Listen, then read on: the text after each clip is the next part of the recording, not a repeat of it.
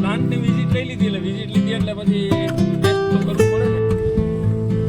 તો વિઝિટ માટે બધા આવ્યા, ફાર્મની વિઝિટ લઈ અને આપણે ડ્રેગન ફ્રૂટ ટેસ્ટ કરીએ છીએ. હવે ડ્રેગન ફ્રૂટ આવી ગયા છે અહીંયા. પેલા છે અમરગીરી બાપુ છે. ફેમિલી આપણે ડ્રેગન ફ્રૂટના ફાર્મની વિઝિટ કરી અને હવે આવ્યા છે આપણે અમરગીરી બાપુના આશ્રમે, ભૂતળા દાદાના સ્થાનકમાં.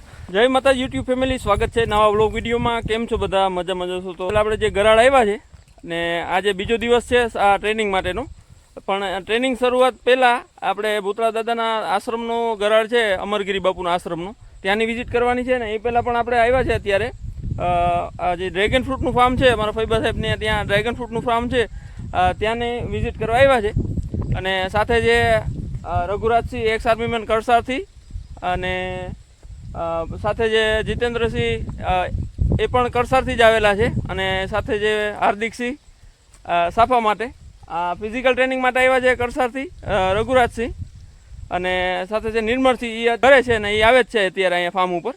અને પછી જવાનું છે આપણે ભૂતળા દાદાના આશ્રમ ઉપર. અને જે ડ્રેગન ફ્રૂટનું આખું જે સ્ટ્રક્ચર છે એ હું તમને વિડીયોમાં બતાવું કે કઈ રીતે આખું ડ્રેગન ફ્રૂટનું સ્ટ્રક્ચર કર્યું છે અને કઈ રીતે એની સફળ ખેતી કરી વાર્ષિક સારી એવી ઉત્પાદન લઈ અને સારી એવી ખેતી કરે છે. હું તમને આગળ વિડીયોમાં બતાવું, તો વિડીયોમાં જોડાયેલા રહેજો. તો આ છે ડ્રેગન ફ્રૂટનો પ્લાન્ટ. આ છે તાર ફેન્સિંગવાળો પ્લાન્ટ છે. બે આરો વચ્ચેનું અંતર 10 ફૂટ જેવું રાખેલું છે. અને બે પ્લાન્ટ વચ્ચેનું અંતર, બે જે રોપા આવે રોપાની બેનું વચ્ચેનું અંતર છે 1 ફૂટ જેવું રાખેલું છે. તમે જોઈ શકો છો તાર બાંધેલા છે, એટલે આ તાર ફેન્સિંગવાળી મેથડ છે. અને બીજી મેથડ આવે છે રિંગ મેથડ આવે છે. આ છે તાર ફેન્સિંગવાળી. અને ઘણા સમયની મહેનત બાદ જો અત્યારે કેવા ડ્રેગન ફ્રૂટ લાગી ગયા છે, આ મહેનતનું પરિણામ છે કે ઘણો સમયની મહેનત કરી છે. આ જે અત્યારે તમે સામે જોઈ શકો છો એ માટે એક જ ડાળમાં 3 ફળ આવેલા છે, જો તમારી સામે છે. અને વાર્ષિક સારું એવું ઉત્પાદન લે છે 3 વીઘામાંથી. અંદાજે 3.5 થી 4 લાખ રૂપિયાનું વાર્ષિક ઉત્પાદન લઈ લે છે ડ્રેગન ફ્રૂટના પ્લાન્ટમાંથી. અને મહેનત પણ સારી એવી માગી લે છે. અને બેડ ચોખ્ખું રાખવું, અને વચ્ચે પણ તમે વાવેતર કરી શકો છો, કોઈ પણ વાવેતર તમારે કરવું હોય અને બેડ પદ્ધતિથી વાવેતર કરવાનું હોય છે.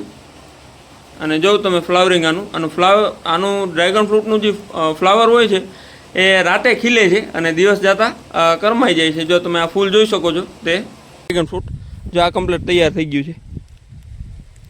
ડ્રેગન ફ્રૂટ હવે આ થોડા દિવસની અંદર પાકી જાય, લાલ થઈ જાય. અને બાકીના આ તમને જે દેખાય ને, આ ભાગ આ તો હજીનું ફૂલ છે. ફૂલ હજી રાતે ખુલે અને દિવસ થાય એટલે બંધ થઈ જાય, એ રીતે છે. જે આ બધા ડ્રેગન ફ્રૂટ થઈ ગયા છે, હવે પાકવાની વાર છે. જે આ બધા આ ફૂલ નથી, આ ફળ થઈ ગયા છે. આવી રીતે કંઈક છે. અને મહેનત બહુ છે ડ્રેગન ફ્રૂટમાં, અને એ પ્રમાણે પૈસા પણ મળે છે ડ્રેગન ફ્રૂટમાં. એટલે ખેતી કર્યા જેવી છે ડ્રેગન ફ્રૂટની, પણ મહેનત જોઈએ પૂરેપૂરી તો થાય. જવાનું બેડ એકદમ ચોખ્ખો રાખવો પડે. વચમાં ભલે થોડું ઘણું ખડ થઈ જાય, પણ બેડ ચોખ્ખો રાખવો પડે તો જ આ ડ્રેગન ફ્રૂટ થાય, બાકી ડ્રેગન ફ્રૂટ થાય નહીં. એટલે ખેતી તો સફળ જ છે ડ્રેગન ફ્રૂટની. અને 1 કિલોના 200 રૂપિયા ભાવ છે. 1 કિલોમાં 3 ફળ આવે છે. ટૂંકમાં સારા ફળ હોય એટલે 1 કિલોમાં 3 ફળ આવી જાય છે. એવું તો ઉત્પાદન આમાં જાજુ થઈ જાય છે, પણ મહેનત સારી હોય તો ઉત્પાદન સારું થાય. બાકી કોઈ એમનેમ તો કંઈ થતું નથી કોઈ પણ વસ્તુ, એટલે મહેનત જરૂરી છે આમાં. આપણે ફાર્મની વિઝિટ પૂરી કરી છે ડ્રેગન ફ્રૂટની. અને જો કાલે એક ઓર્ડર હતો એટલે ડ્રેગન ફ્રૂટ વધારે પડતા ઉતારી લીધા છે. અને પાક પણ ચાલુ જ છે. જો આખો જો પ્લાન એને ઉપર ચડાવેલો છે, કેવડું ફળ છે. એટલે આ 1 કિલોમાં 3 ફળ આવે છે ડ્રેગન ફ્રૂટના. અને એવી રીતે જો બધામાં લાગેલા છે ફળ. જો એવી રીતે આખા ડ્રેગન ફ્રૂટના ફાર્મમાં ફળ લાગેલા છે અત્યારે. ને આ ખેતી છે ને સારી ખેતી છે, અને થોડીક મહેનત જોઈએ છે. બેડ ને એવું બધું ચોખ્ખું રાખવું પડે. અને રઘુરાજસિંહ છે, જીતેન્દ્રસિંહ છે, અને હાર્દિકસિંહ જોઈને ઉતારીએ અમે. અને ટેસ્ટ કરવું પડે ને, ફાર્મની વિઝિટ લેવા આવ્યા છે તો અમે એને ઉતારવું પડે એને. અને એને ચેક પણ કરવું પડે ને હવે કે કેવું છે કેવું નહીં. જો આપણે પ્લાન્ટની વિઝિટ લઈ લીધી એટલે પછી ટેસ્ટ તો કરવું પડે ને કે કઈ રીતે ડ્રેગન ફ્રૂટ છે અને કેવી મીઠાશ છે ડ્રેગન ફ્રૂટમાં. આપણે ચેક કરવાનું છે. જો આવી રીતે અંદરનું ફળ હોય છે કંઈક.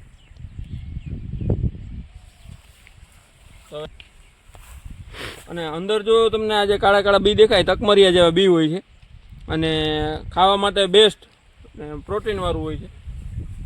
એટલે જ આના ભાવ છે. તો આ 3 ભેગા થાય ને એના 200 રૂપિયા છે. 3 ફળના 200 રૂપિયા ભાવ છે. એક જ ભાવમાં કંઈ ફેરફાર થાય નહીં. અને સેહત માટે સારું છે એટલે એનો ભાવ લેવામાં આવે છે. તો ફાર્મની વિઝિટ લઈ અને આપણે ડ્રેગન ફ્રૂટ ટેસ્ટ કરીએ છીએ. હવે ડ્રેગન ફ્રૂટ આવી ગયા છે અહીંયા અને સુધારવાનું ચાલુ છે. ને હવે આપણે ટેસ્ટ લેવું. એ ભાઈ નહીં ખાય, હાર્દિકસિંહ.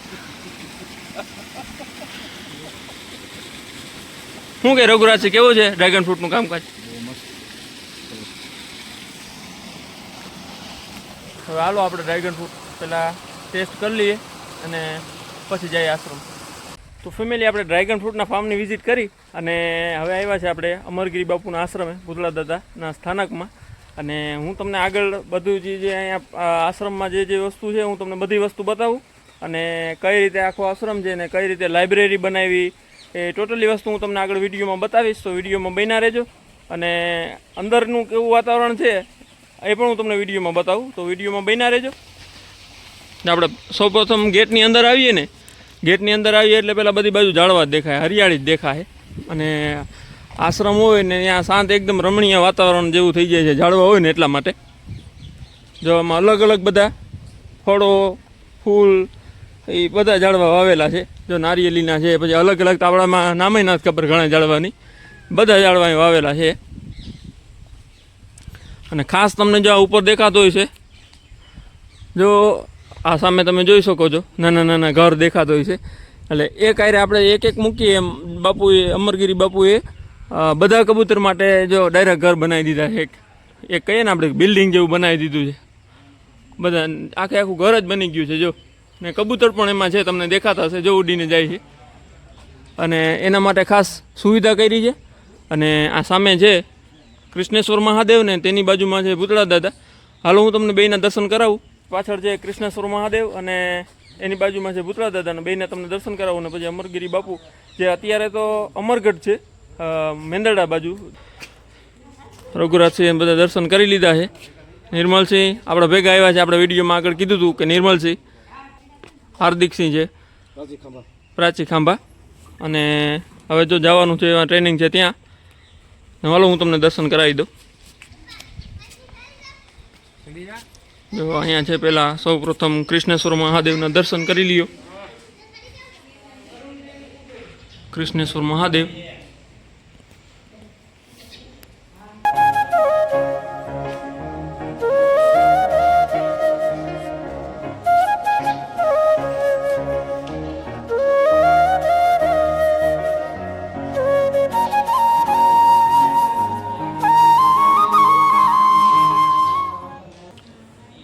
જો હવે આપણે ભૂતળા દાદાના દર્શન કરી લ્યો.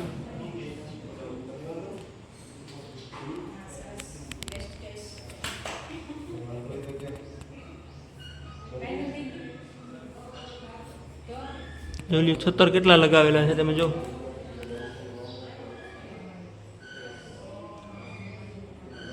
ભૂતળા દાદા આશ્રમ ગરાડ. અને હાલો હવે અમરગીરી બાપુ જ્યાં બેસે છે એ જગ્યા પણ હું તમને બતાવું. અને અત્યારે ફિલહાલ છે નહીં, અમરગઢ છે અત્યારે મેંદરડામાં આવેલું છે અમરગઢ. ત્યાં પણ આવી રીતે આશ્રમ છે. અને અત્યારે તે અમરગીરી બાપુ ત્યાં છે. અને હું તમને એની જગ્યા અત્યારે બતાવું કે જે અહીંયા ક્યાં જગ્યાએ રહે છે ને એ તમને હું બતાવું વિડીયોમાં. આ છે અમરગીરી બાપુનો રૂમ.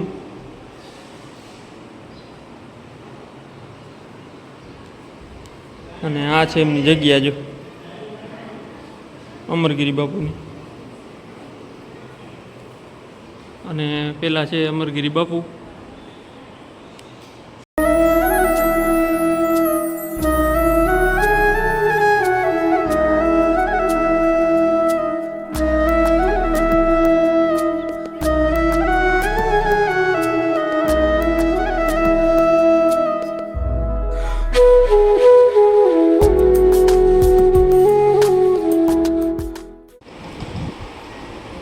ફેમિલી જો આપણે અમરગીરી બાપુની જગ્યાના દર્શન કરી લીધા છે અને હવે તેઓએ અમરગીરી બાપુએ અહીંયા લાઇબ્રેરી બનાવી દીધી, 1 થી 10ની સ્કૂલ છે, એ બધાના પણ આપણે જોઈએ કે કેવી રીતે એનું સ્ટ્રક્ચર છે આખું, ને લાઇબ્રેરી પણ આપણે આગળ વિડીયોમાં હું તમને બતાવીશ. અને 11-12 પણ બનવાનું છે, 1 થી 10 તો છે જ, પણ 11-12 પણ બનવાનું છે, તે આપણે આગળ વિડીયોમાં જોશું કે કઈ રીતે એનું કામકાજ ચાલુ છે. ચાલો મળીએ આગળ વિડીયોમાં. તો જો આ જગ્યા ઉપર 11-12 માટે સ્કૂલ બને છે આ જગ્યા ઉપર, અને 10-12ની 1 થી 10ની સ્કૂલ તો અહીંયા પાછળ છે જ. આ તમે સામે જોઈ શકો છો, જે ત્યાં 1 થી 10ની સ્કૂલ છે એ આપણે જોઈએ આગળ વિડીયોમાં. અને તો આજે રવિવાર છે એ માટે સ્કૂલ બંધ છે. જો ભૂતળા દાદા સીમશાળા બાપુએ બનાવેલી છે.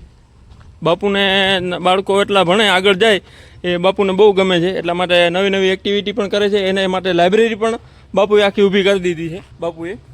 તો લાઇબ્રેરી હાલો તમને બતાવી દો ફટાફટ, અને પછી જાવું આપણે ગરાડ માતાજીનું મંદિર છે, ત્યાં બધા આવી ગયા છે ટ્રેનિંગ માટે બધા ભાઈઓ. તો આ છે બાપુએ બનાવેલી લાઇબ્રેરી.